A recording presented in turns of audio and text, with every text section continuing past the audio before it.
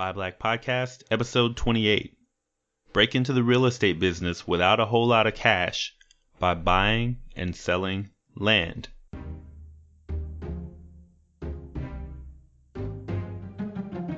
Welcome to Buy Black, the only podcast dedicated to helping you find, connect with, and support Black-owned businesses.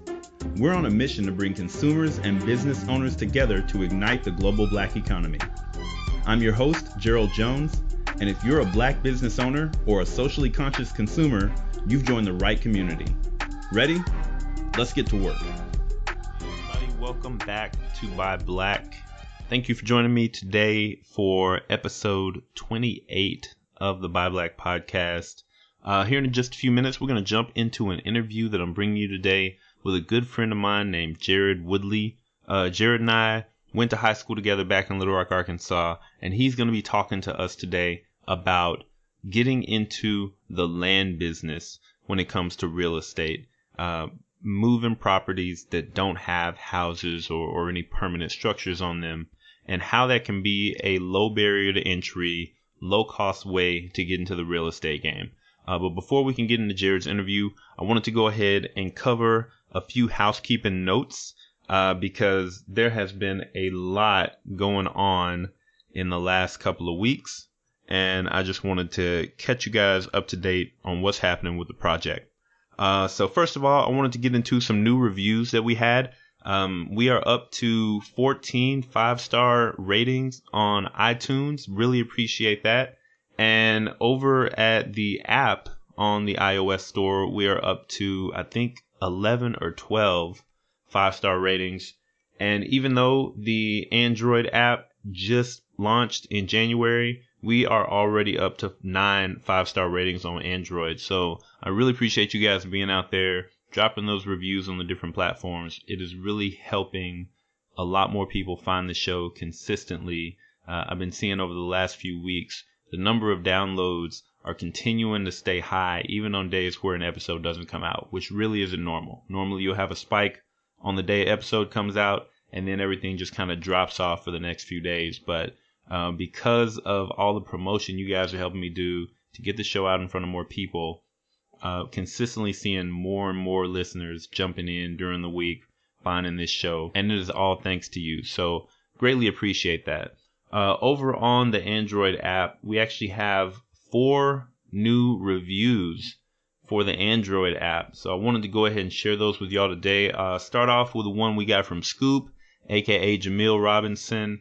If you guys remember Jamil from episode number 10, she is the one who can help you to regrow and rebirth your healthy hair using her approach. So check out episode 10 to hear a little bit more from Jamil. But she left a 5-star rating here saying, "I'm so happy," with like 5 O's on the so happy to see Buy Black Podcast in app form. OMG, yes. Clean layout too. Thank you so much, Scoop, for that review. Another Buy Black Podcast alum, Rashida Hawthorne, left a 5-star review. Practical information that you won't find on your typical podcast, and that is absolutely true. Actually, especially for the episode that Rashida did with us, episode 22, where she taught us how to start a dropshipping business. And I've got an email I'm going to bring to you guys in a few minutes that references right back to that episode. So thank you for that feedback, Rashida. Also got a 5-star review from Jonathan Stirrup. Says this app is most necessary and much appreciated. Hey, thanks, Jonathan, for being out there. And then finally, I got a new review from Jason Bryan saying this app is great. The functionality and navigation is very intuitive and user-friendly. The content is amazing. You will learn so much throughout the podcast. Hey, Jason, thanks so much for being out there. And all of you listen to the show. It's easier than ever to go into whatever your favorite platform is, leave a review for the show, whether it's on the Android app, the Apple app, or right there in iTunes. Every single one of them, it helps. So whatever's most convenient for you, go ahead and drop us that review, and I will happily read it on the air, give you guys a shout out. Thank you for being out there. So another type of review that I wanted to share with you guys today, just a few days ago, I got an email in, and I'm telling you, it completely lifted my spirits. I've told you guys some days I'm not feeling it. Feel like I'm kind of doing this thing on my own, kind of speaking into the void, and you never really know if the project is making a difference until somebody reaches out. And I got this email the other day from Black Bear One is who it came from as far as their screen name. But I just want to read this to you guys because it was right on time, and it just let me know we are doing good things out in the world right now. So this email reads, "Good afternoon, Jarrod. I'd like to thank you for your podcast. I was looking for something inspiring and uplifting today because my normal radio shows and podcasts are all discussing the horrible school shooting that happened yesterday in Florida, and I stumbled across your podcast. My wife and I are planning to start an e-commerce business, and episode 22 with Rashida Hawthorne caught my attention. So many jewels in that episode for us. I can't thank you enough.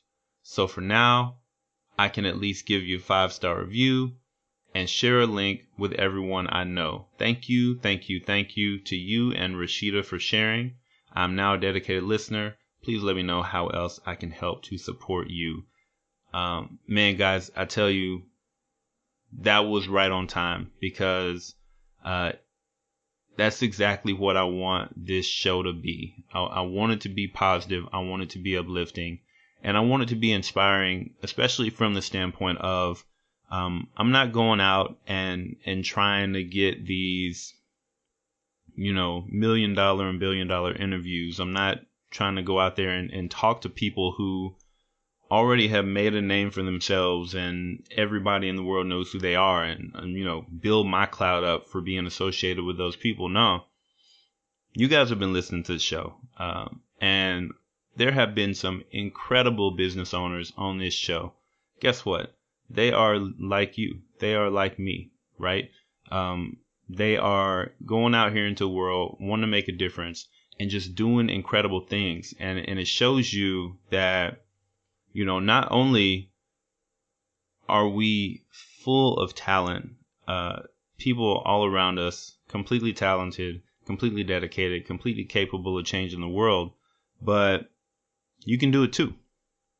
There's no difference between me and anybody listening to this show right now. There's no difference between Rashida or Jamel or Jamil or Mike or Brandon or anybody who I've had on the show and any one of you listening to the show right now.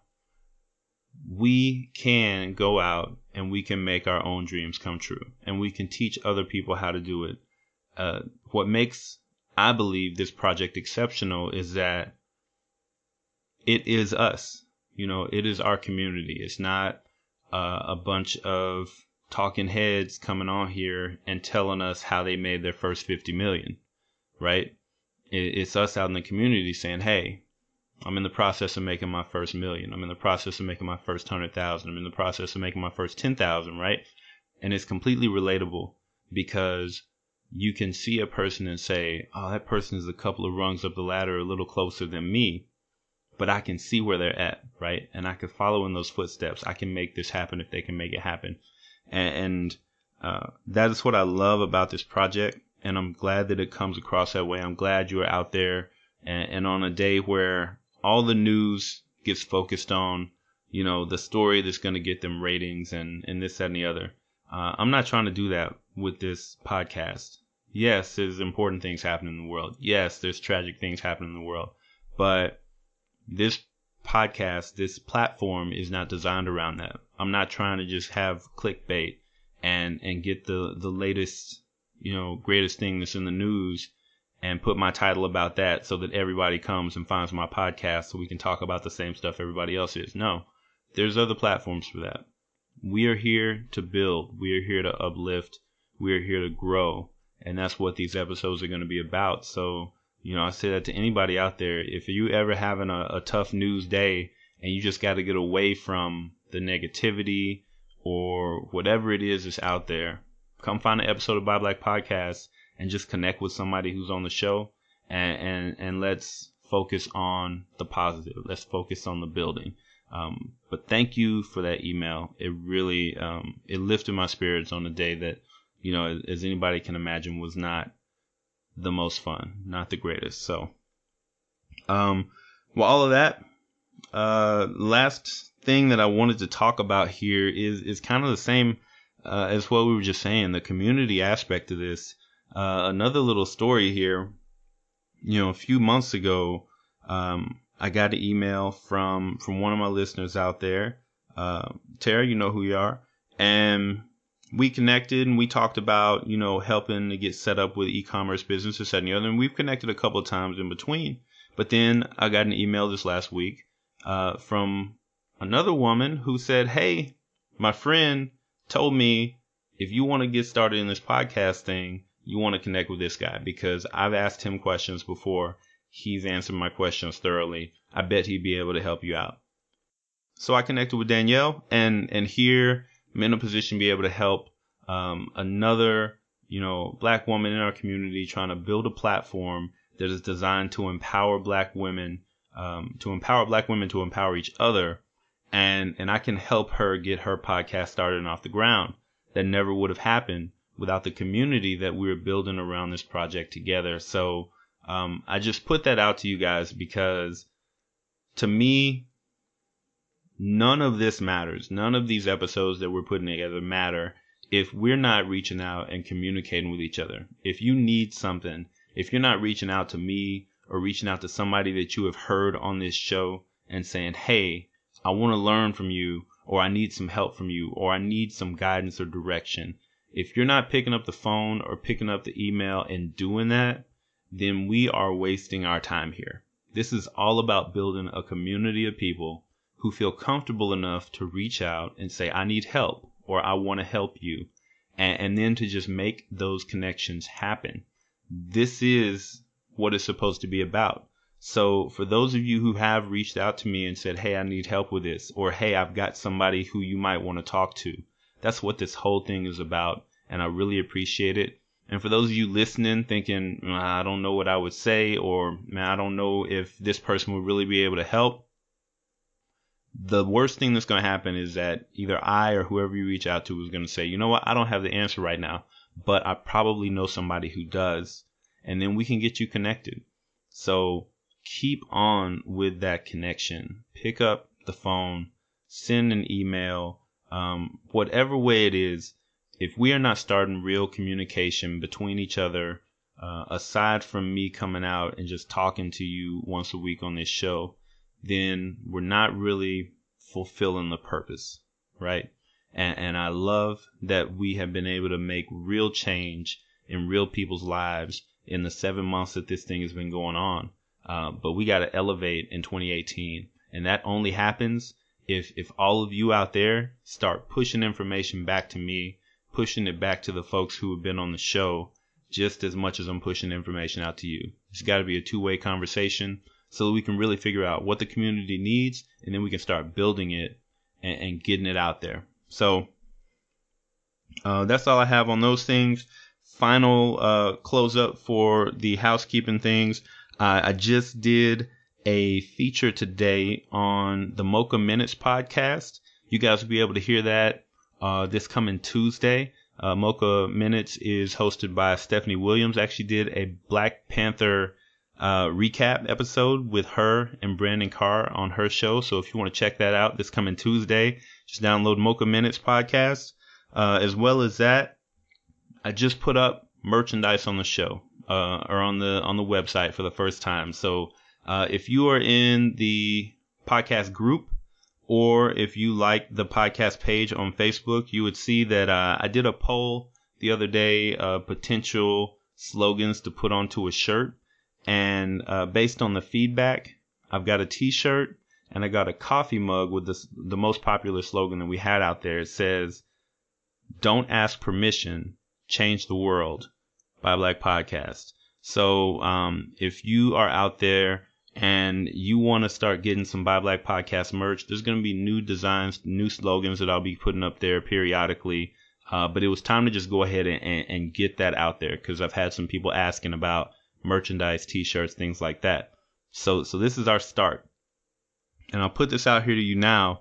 If you are one of the first 100 people to purchase merchandise from the buyblackpodcast.com store, then you will get 10% off of your total sale price plus free shipping, which is a whole other discount on top of that, right? And so if you go to the website, it is buyblackpodcast.com/shop. Make your purchase on the store. Any purchase over $50 qualifies for this discount. Just use the discount code FIRST100, that's FIRST 100, and you will get 10% off, plus you'll get free shipping on your order over $50. So don't hesitate to go out there and get that. I would love to start seeing some folks wearing some Buy Black Podcast merchandise out there. And if you have ideas, for, I don't care if it is, images for the show or a slogan for the show or anything that you think would look good on some merchandise, let me know about it. And I would love to get your designs up there as well, so we can start growing this community and kind of showing that pride in the Buy Black Podcast project. Other than that, I got nothing else for you. You know about the app. If you haven't downloaded the app yet, go to buyblackpodcast.com/app, and you can download the app on iTunes or on Google Play. And with that, it is time to jump into our interview with Jared Woodley today. He is chock full of knowledge about this real estate game, and from his own words, mainly because he's made all the mistakes there are to make. So he can tell you everything to do and everything to not to be successful. But I won't take up all of his time and all of his thunder. I'm just going to jump right into it, and we will talk to you after the show. Today, I am joined by an old friend, Jared Woodley, a man that I literally looked up to for 3 years while we were in high school together at the historic Little Rock Central High School. That's right. I'm going to shout it out every time I get a chance. And he has joined me today to talk about a different style of real estate that he has gotten into that I'm going to let him tell you guys all about a little bit later on in the show. But it's really exciting. And it's really, really accessible for those of us who might be starting out with not a huge amount of money. But I'm not going to put too much of that up front. I'm just going to say, hey, Jared, thanks for joining me today, man. Well, I appreciate you for having me on, man. Thank you so much. I'm very humbled by you saying the things that you said. But I guess that's to tell everyone that somebody's always watching, so always be on your best behavior. I just wanted to give you a little bit of background about myself, and then go from there. So as Gerald said, I'm from Little Rock, Arkansas, born and raised. Went to the historic Little Rock Central High School, where I was part of the band and did football and pretty much every club I could get my hands on. Graduated, went to Vanderbilt, started a career, and in the meantime, during that whole process, I was starting my real estate business. And one of the things that I always try to talk to people about that I talk to about business, I dealt a lot of that time in my life. I dealt with undiagnosed depression, and through that, I was still able to kind of keep it going. But I think I would have been a lot further along had I not had that been something that I had dealt with earlier. But now that I've had the counseling and everything, it's definitely helped my business out. So just a quick thing to say, if that's something that you're going through, I'm very passionate about people getting the help that they need so that they can be the best person that they can be. Yeah, I really appreciate you sharing that too, man, because I know there's a lot of folks out in our community that that deal with things like depression and sometimes feel like they don't want to share, or something that is not really accepted in the community, so they don't feel like they'll get the support. But that's what we're all here to do, is to we got to break down those barriers, and we got to get communication flowing in the community. We got to get support for folks who need it in the community. I think being willing to put that out front like that is a great way for us to start that conversation, man. So yeah, just take a little bit of time and tell us about you. What makes you Jared? Yeah, well, what makes me Jared, I always try to say, the person that makes me, I just accept the fact that I'm a child of God. you know. That means a lot to me. But career-wise, you know, the other part of me that holds near and dear to me is that I'm a real estate geek through and through. If anything that comes to real estate, I've done it. Started out my first foray into the real estate game were 5 properties that I did a lease option thing on. And just quick, what lease option is basically what you're doing is you're buying actually it was a seller finance that I ended up lease optioning it to someone else. So to give you a quick little background of that is basically I took over a homeowner's note from them, subject to that note that was already on it. So I was just paying the bill, and then I turned around and rented it out to someone else. So I was basically making my money on that spread. Didn't do too well with it. And just the reason I didn't do too well with it is one of the first lessons I ever learned was that you have to pick your partners wisely. And, you know, the partners that I was working with at the time, they weren't very scrupulous, and they allowed the properties to go into foreclosure. You know, from there, I actually got another set.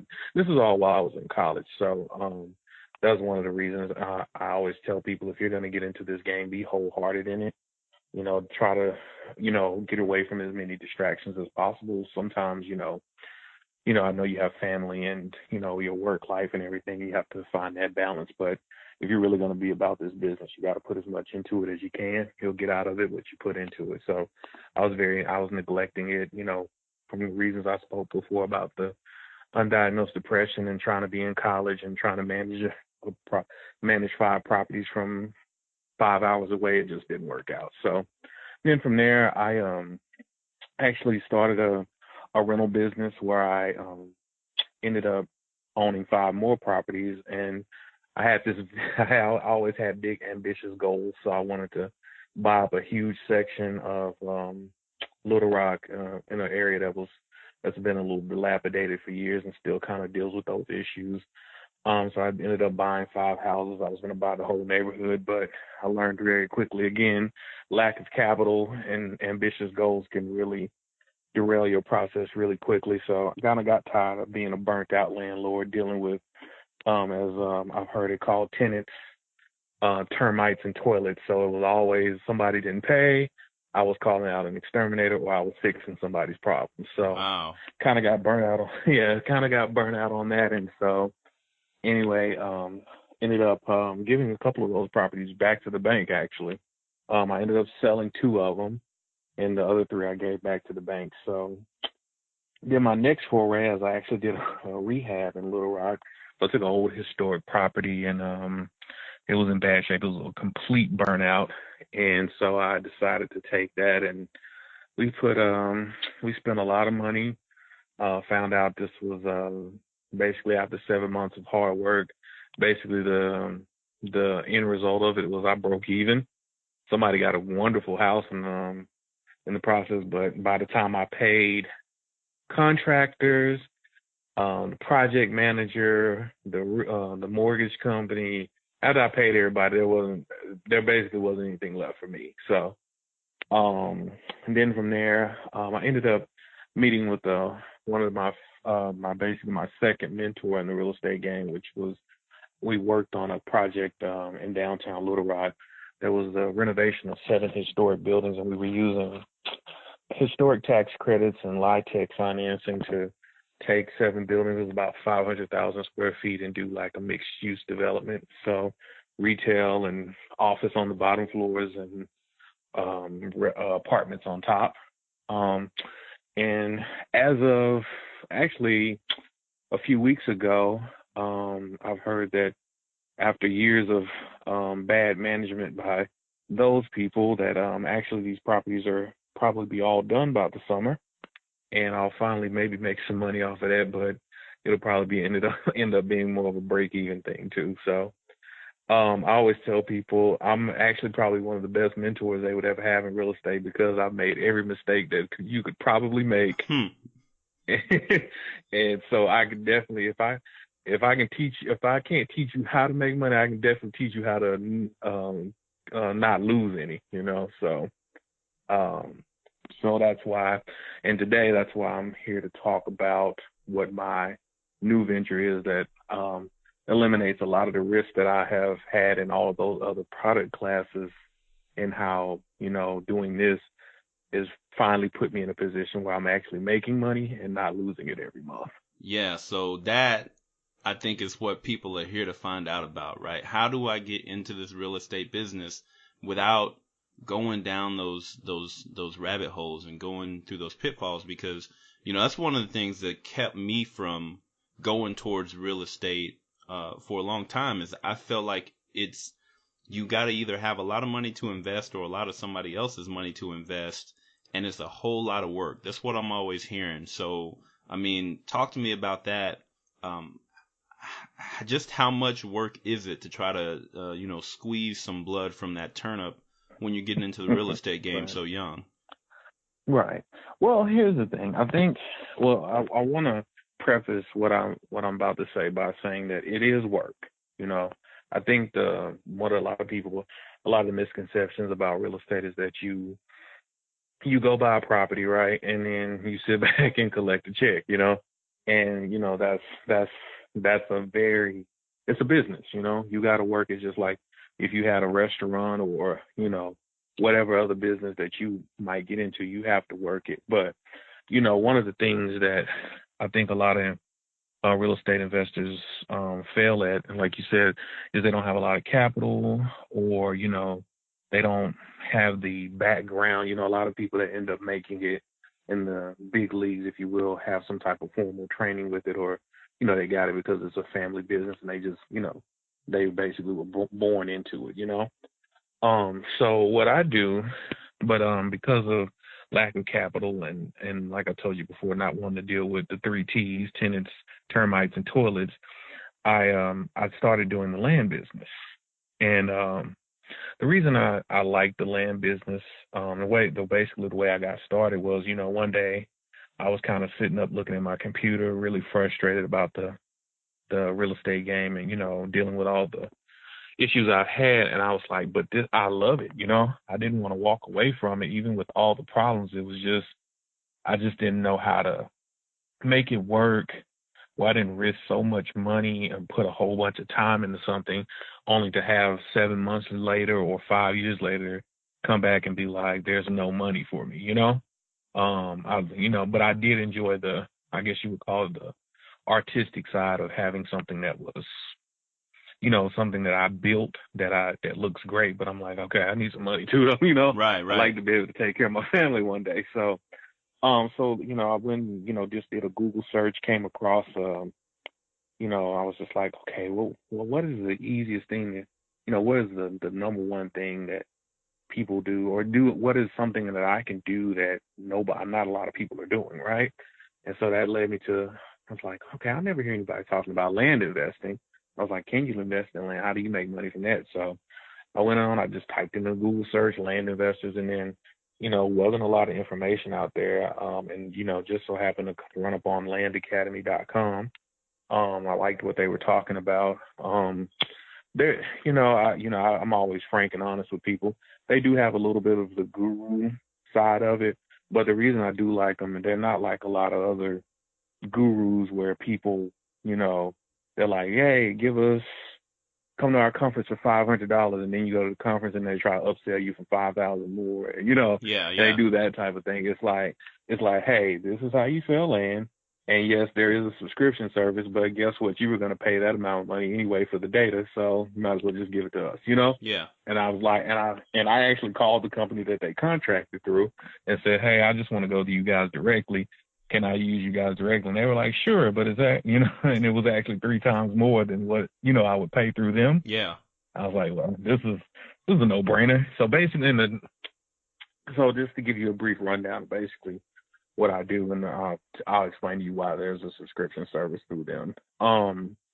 So basically, land is what we're doing. The simplest thing is I go out, I send blind offers to people that own land.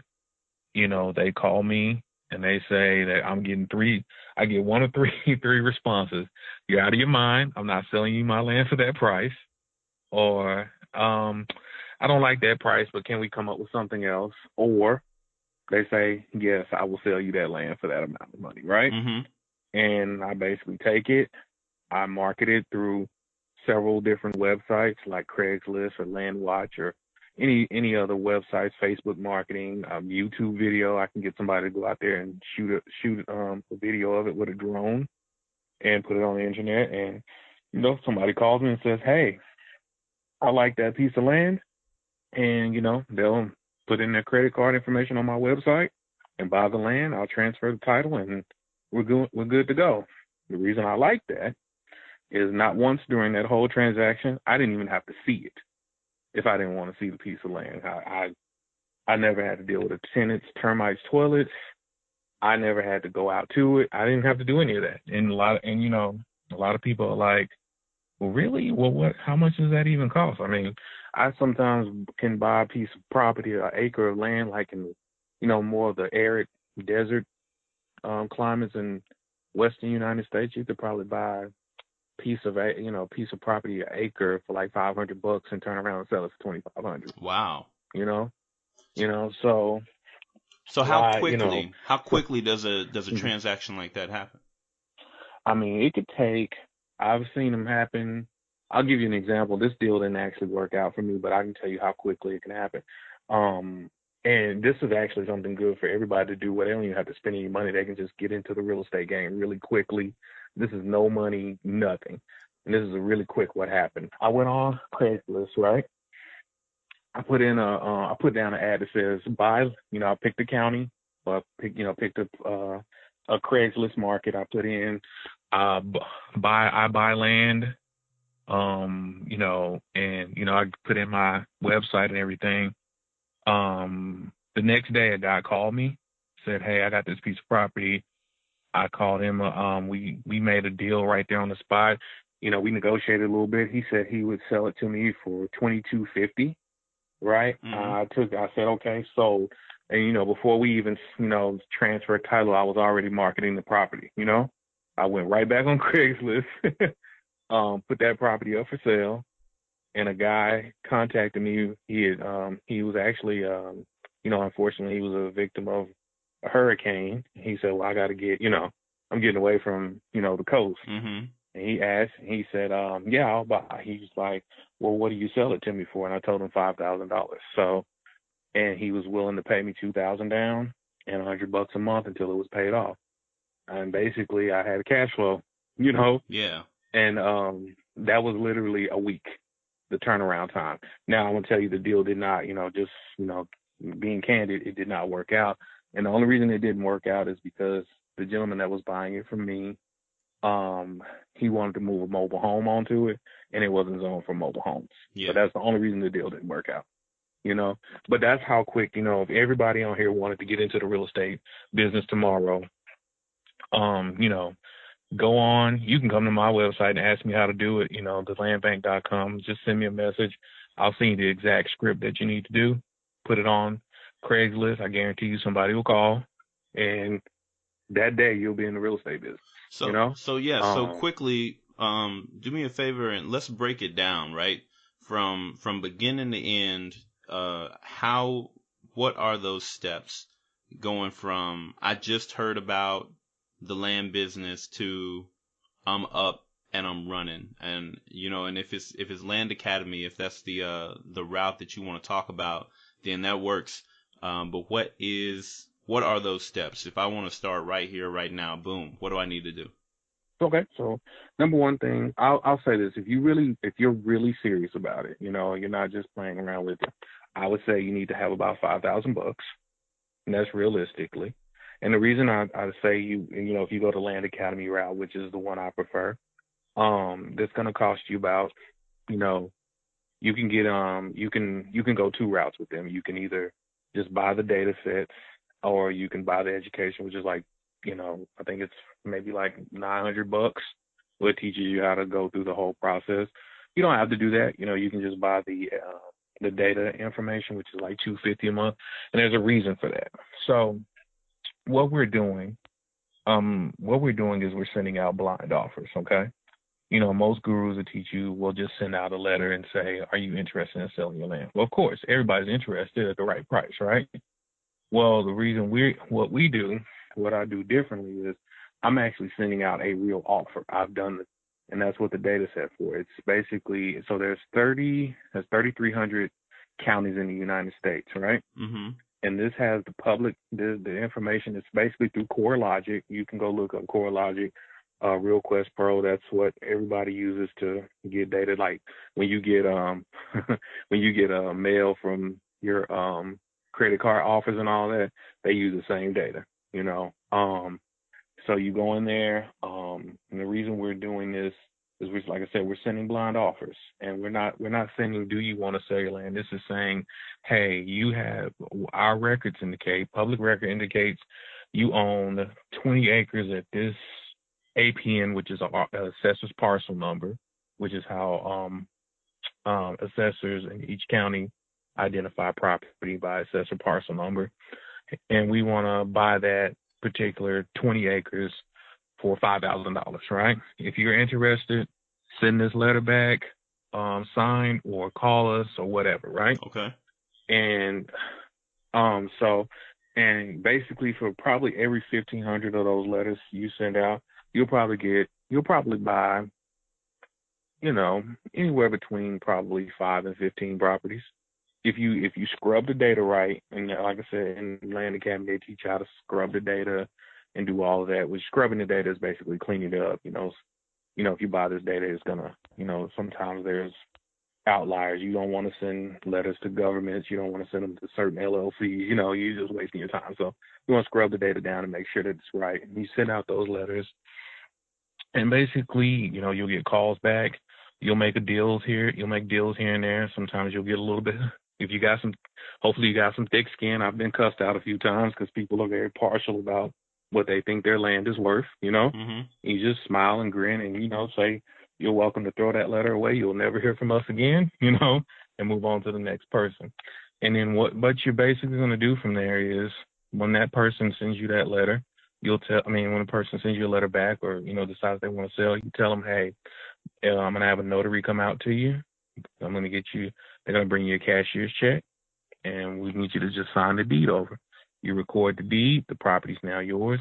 Before you even record that deed, get to marketing, Mm-hmm. Get all the information you can about that property, put it on LandWatch, put it on Facebook, put it on your website, put it on YouTube, anywhere you can find a place to put that property, put it on there.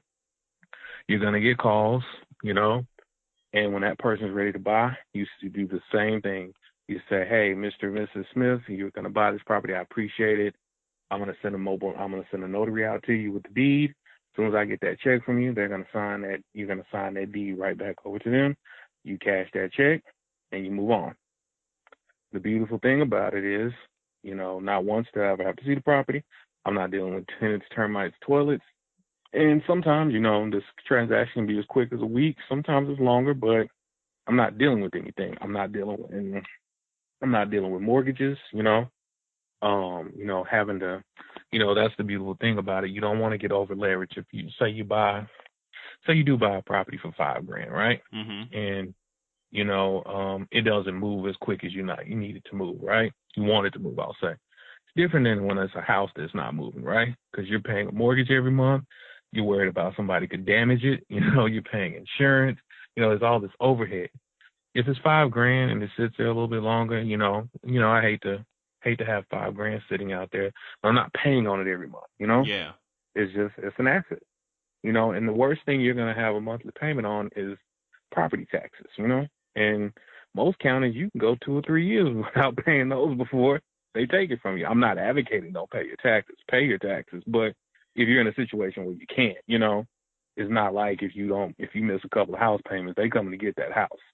You know what I mean? So that's basically it, man. And sometimes these transactions, you mess around and buy, say you buy a 5,000 piece of property that's actually worth 40. The guy comes along to you and says, hey, I want to buy it, but I want to buy it on terms. He may give you $5,000 down and pay $200 a month. You're getting $200 a month without any expenses. Yeah. You can't do that. You can't do that with a house. you're going to have to manage that, or at least have a property manager. You know, it's land. I mean, they're not making any more of it, which is great. You know, always a scarce resource is always going to command a high price. And like I said, you're not dealing with any of the headaches.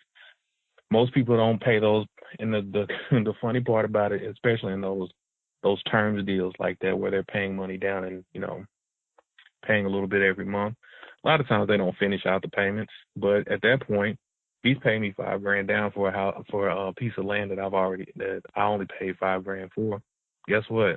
I'm playing with house money then. I can just sell it again and again and again and again, you know? So when that happens, like if let's say somebody pays you $5,000 down and then they're giving $200 a month, are they getting access to that property while they're paying that $200 a month, or they don't? Yeah, it's basically what I became a bank in that situation. Okay. You know, yeah, you have full access. You can do whatever you want with it. It's your property. You know, the only thing is if you stop paying, I'll take it back, you know, and I'll work with you. Like, I'm not going to be, you know, in a situation like that, you know, people, you know, we're really sympathetic to people, right? And, you know, if you're like, well, hey, man, can you work with me? I'm not like, you know, Wells Fargo or something like that where I'm like, oh, this big heartless corporation that doesn't care, you know. I'll work with you. And then, you know, sometimes you may come to me and just say, hey, man, I can't pay it anymore, you know. Fine, you're out. You know, I'm not putting a ding on your credit, you know. Yeah. So while they're doing that, mm-hmm. So you still have the deed, though. While they're making payments, right. The deed is still under your name. Right. Well, actually, it'll be, you know, you can do it in either way. You could go ahead and write the deed. You can already sign the deed over to them if you want, and just make sure you record that mortgage. You know, make sure you record that mortgage. You don't want to sign the deed over and then say, hey, make sure you pay me every month. Because once you sign the deed over and you don't have anything recorded, any encumbrance recorded on it, you know, they don't have to pay you anymore. So yeah. So explain all that, because that part. So I don't understand all this terminology, right? And probably a whole lot of people in the audience don't either. So gotcha. if you're going to do this, it's like, hey, give me this much down and then pay me this much a month until it's paid off, and then you're gonna sign the deed over to them before they ever pay it off. What is that safeguard you're talking about? Where you would?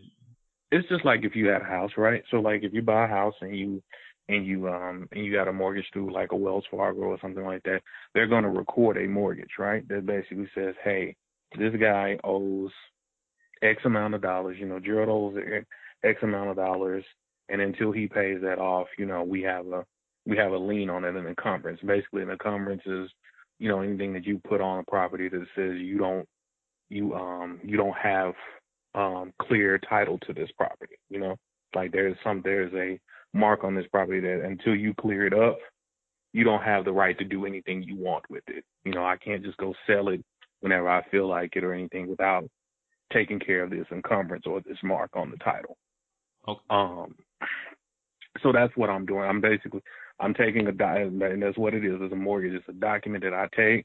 I write up and, you know, I give all the terms. It says, you know, this guy, you know, let's go back to the $40,000 property example. He's giving me $5,000 down. I'm going to write up a mortgage that says he owes me $35,000, you know. He's going to pay it off in these type of installments, and the terms are, I don't know, we'll just say 10 years, you know, whatever the terms you work out with the buyer, and you write that mortgage up and you record it down at the county assessor's office, just like you will record the deed. And so now it's on record that this person can't just go and not pay you your bill, you know, your amount of money every month, because if they don't, then you can take the property back from them. So what's the value? So that's your protection. What's the value of doing that as opposed to just keeping the deed in your name until they paid it off? Well, I think for a lot of people, it's kind of renter versus owner.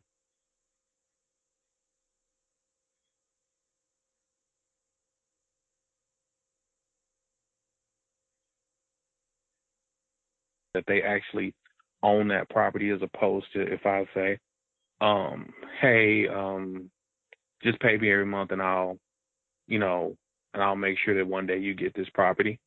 it's kind of more of an assurance to the buyer as opposed to renting where, yeah, you can pay me every month, but I could at any time come and just kick you off your property. So it's kind of like an assurance.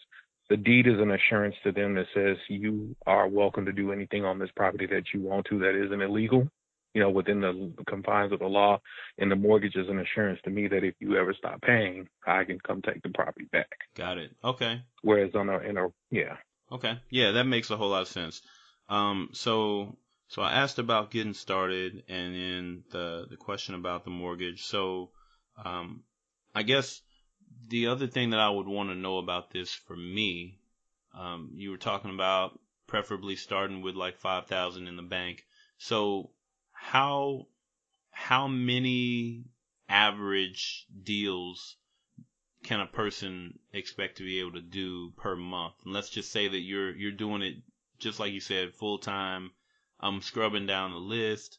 I'm sending out the offers, and let's say I'm getting back, 10 to 15 properties that respond back to me. So how many properties do you think a person could expect to buy a month? How many deals close a month? And what kind of, just a random, not random, but an average number, what kind of income could a person see doing just land selling like this?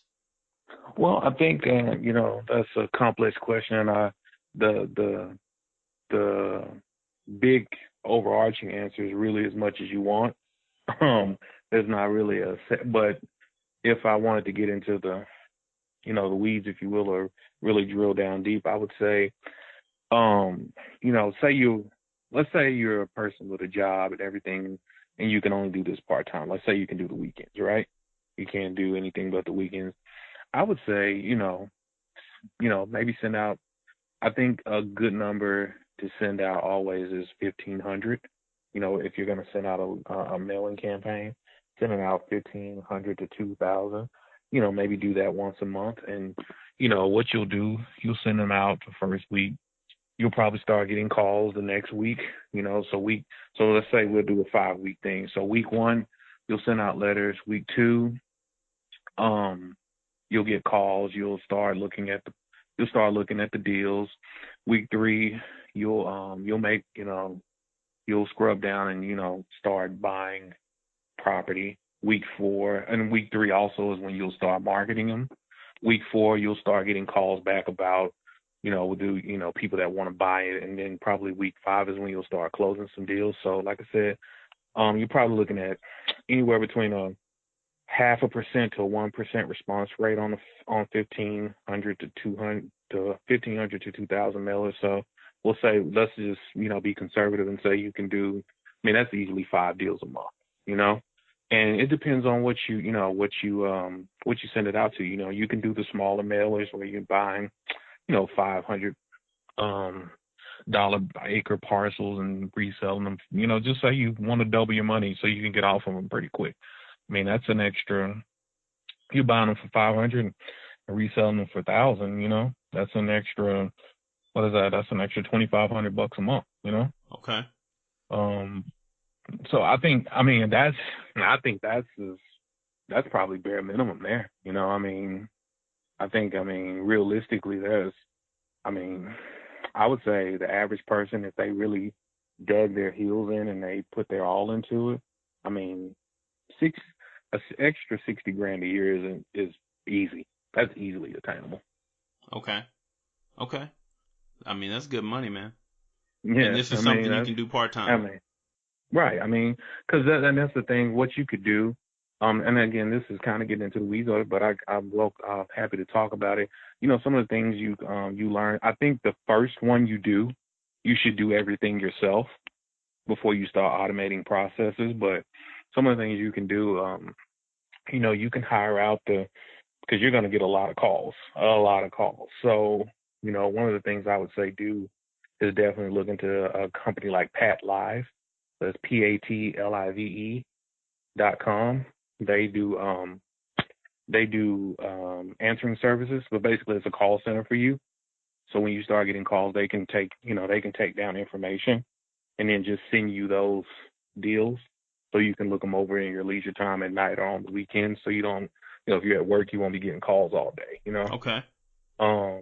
You know, stuff like that, mobile notaries, so you're not doing all that work yourself. I mean, there's a lot of processes you can automate and hire out, but like I said, that first deal or two, you should do everything yourself so you know what's going on. And call people back yourself and all that kind of stuff so that you know every aspect of that deal. So when you start hiring stuff out and things don't seem to be working the way it's supposed to, you can know what's going on because you've done it before. Okay. Yeah. So I think, but like I said, as far as, the ability to make even more money, I mean, there's just, you can start once you've proven your system. Trust me, you can go out there and get money. Like, they say that in on Land Academy a lot. There's a lot more money than sense out here, and you'll be amazed. I know people probably don't believe this, but if let's say you found a deal, let's say you found a 100-acre property, right? And, this nice piece of property that somebody's willing to sell to you for $10,000, and you know that you could resell this tomorrow for $100,000. Trust me, you could go on Craigslist tomorrow and put that deal out there and somebody's going to call you. Mm-hmm. Because good deals, there's way more money out here than good deals. People are looking, you know what I mean? Yeah. They're looking to put their money into something, but you need to, don't get it wrong. Prove, have a track record, show that you've done, even if you only done 2 deals, but you show, okay, I've done this a couple of times, and you can explain the process clear and succinct instead of being like, well, I just did something and, then it worked out, you ought to be able to explain that process all the way through. But once you do that, I mean, people want to make money. If you say, hey, got this deal, you put up $10,000, I can guarantee you 50 in a few months. I mean, no, I wouldn't, don't get into the weeds and start guaranteeing people money because, there's securities laws and things like that. But you can say, hey, this is what this is how much money we're going to put up, and I can show where properties of similar size have sold for this amount of money, Yeah. And you can kind of show, hey, invest with me, get your pitch together and say, hey, this is what it is. We can make we can make a nice profit here, and once you have once you got a good investor, I mean, that's, that $60,000 a year can become $1 million easily. So there was 2 things that you just did there. So the first thing, you gave us a tool at patlive.com. Mm-hmm. What are some of the other tools out there that could help people if they wanted to get started with this? Well, like I said, I think patlive is good. .com. I mean, I think the number one thing before we even get into tools, though, get educated first. I would say some of the places you can go to my website, thelandbank.com, and reach out to me. You can go to landacademy.com. There's another gentleman. He actually is kind of a student of Land Academy, but he's kind of started to do his own thing, and that's retipster.com. And that's where I would say before you get into tools or anything like that, get educated first, because I love that sense of going out and being like, I'm going to do this, and just hopping right into it and making all the mistakes. I love the fail early, fail often thing, but the way to basically kind of avoid a lot of those mistakes that I made is getting educated first, because a lot of the mistakes I made is because I didn't know what I was doing. I just jumped out there, and those bought lessons are really hard sometimes. So I would say that's the first thing. Go to Land Academy. They got 600 podcasts that you can listen to get an idea of, everything about the land business from A to Z before you even decide whether or not it's something you want to do. Same thing with RE Tips, the same thing with me. I can talk you through anything, and then, from there you can decide if that's something you want to do. And then all those tools, any tools that you would need between those 3 websites, you can find every last one of them. Okay. That sounds good. And then the other question that I had, I lost it. Oh, yeah. So you kind of mentioned something about getting investors, right? You were saying going out and finding somebody and getting them to invest $10,000 on a big property, things like that. So talk to us about that. How if I don't have the funds, if I don't have that $5,000 I need to get started, but I want to do this, how do I find investors that are gonna that I'm gonna be able to partner with?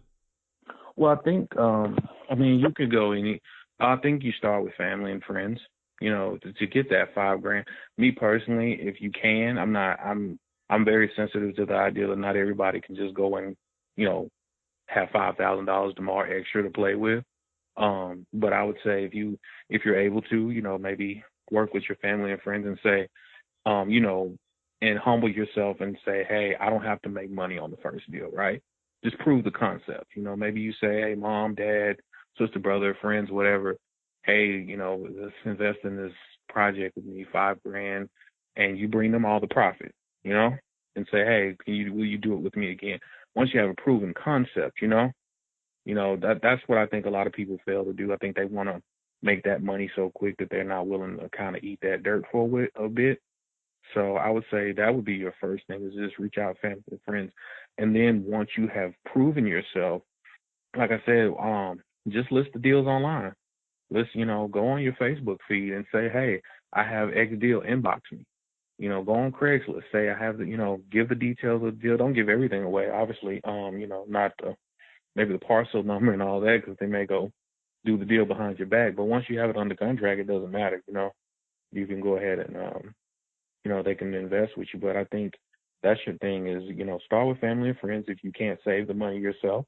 But I would say if you can, save up to 5 grand yourself, do a deal or two, prove the concept so that you can go out, and once you have a proven concept and say, I can do this, let me show you what I've done, because the only way to really have confidence is having results, Then you're able to, because people can see on you if you're not confident, if you don't know what you're doing, they can see it on you. So have the results, and then go to people and say, hey, this is what I've done. It's great. This is how much money I've made. Do you want to invest in this deal with me?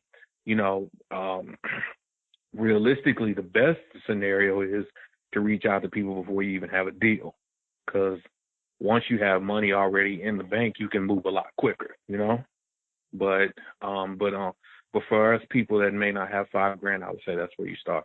Start with family and friends. Make sure that you're the last one getting paid. Prove the concept. See if they'll invest again. Prove the concept. Do a couple of deals yourself, and then reach out to bigger money people. Like I said, trust me, you can go to biggerpockets.com. That's it's kind of like Facebook for real estate investors. And just reach out to people and say, hey, this is the deals I got. Does anybody want to invest? Go to your local real estate investors association. Every city has one. You just type in Google Real Estate Investment Association for whatever city. You can go to their meetings, and say, hey, I have this deal. I'm telling you, there's a lot more money than sense out there. You said that a couple times. What does that mean? Well, what it means is, I think a lot of people think, like you were saying, well, how do I even get started if I don't have 5 grand? I think a lot of people get a little worried because they think that money is scarce, and it's really abundant. I think we have to change our thinking on that. Like, there's a lot of money out here looking for, like, people that make a lot of money don't want their money sitting in the bank. They want it doing deals. And if I'm a billionaire, let's say I'm a multi-billionaire, right? Let's say just give you an example. I own a couple of McDonald's, right? And that's what I do, my day job. I don't do real estate, but I'm making, maybe you're bringing down, I think average McDonald's makes about $80,000 in profit. So say you got 3 or 4 of those and you're making 300 grand a year, right? And you're living off a smaller portion of it. And you got cash coming in 100, 200 grand a pop every year, and you don't have any investment vehicles for it. You don't have time to go invest in real estate yourself. But if I come to you and I say, hey, I got these great deals, I have a proven concept, and, not only are you making money from McDonald's, but I can start taking your, couple $100,000 and, doubling it for you every year, Now you got, because most people, anybody that's in business knows the best way to do this is multiple streams of income. So I say there's a lot more money than sense out there, is that basically there's a lot of money, but a lot of people don't know where to invest it. They just have a lot of money and they spend it on the things they want. But they want an investment vehicle. They don't understand the stock market. They don't understand your business. I can tell you right now, everybody that listens to this or anybody else, I could tell you exactly for free today. I could tell you exactly how to do everything I do, give you $5,000 to do it, and 99% of the people won't do it. You know what I mean? Because there's a lot more money than sense out there. That makes sense. Okay. All right. So last questions I got for you. So what is the biggest challenge that you've had to overcome in getting into this particular business, in the land business? I think education. Like I said, I think the number one thing I was really gung ho, so I kind of jumped into it and feet first. Luckily for me, the great thing they say again about this business is because it's a low cost to entry. I made some mistakes. Obviously, I sent out my first mail. I sent out way too low offers, and pretty much everybody called me, cussed me out because I didn't scrub the data correctly because I was just so ready to get into the business, So I think one of the biggest mistakes is not getting educated, and that's why I said when you were talking about tools earlier, I think tools are great. They're wonderful things, but tools are good when you already know what you're doing. You can automate those processes that come second nature to you. Do the things that you're good at and hire out the stuff that you're not, but you don't know what you're good at until you do it. So that's why I say you got to learn first. That's your barrier. For me, it's like learn everything first and then do it. Okay. Very cool. So next question, what is coming up next for you? What's coming up next that you're going to be taking on, and how can our audience help you out? Well, the next thing I'm doing is basically I'm going to continue with the land business. I am, building up cash so that I can go after some bigger properties. The 100 acres, and guy called me one day. He was like, I have 600 acres and I want $1 million for it. As much as I'd love to give him $1 million, I don't have it. And even if I had it, I probably want to take in some investors on it just to kind of spread that risk around. So that's what's next for me, is to just kind of get onto some bigger properties. If you want to invest with me, you're welcome to come to my website, thelandbank.com. You can see a couple of the deals that I've made, or reach out to me and ask me anything you want. Like I said, if you want to invest with me, I'll be happy to speak with you about it, so we can buy some land together. And, from there, I'd like to get back into the development game eventually, but I'd like to stay on this end to, have the cash, because development it's really capital intensive, to build a building, it's really capital intensive. And, I'd like to stay on this side where it's easy, I can build up a lot of cash, and, I can kind of go back and do those, I guess you would call it pet projects. Real estate development that may or may not make any money. So yeah, I feel you on that, man. So you were talking about hitting you up on your website. So let's do that. What are the ways that people can get in contact with you if they want to learn a little bit more about doing this land business, connect with you for investing or mentorship or anything like that? Give us those connects, email, socials, and then spell out that website for us.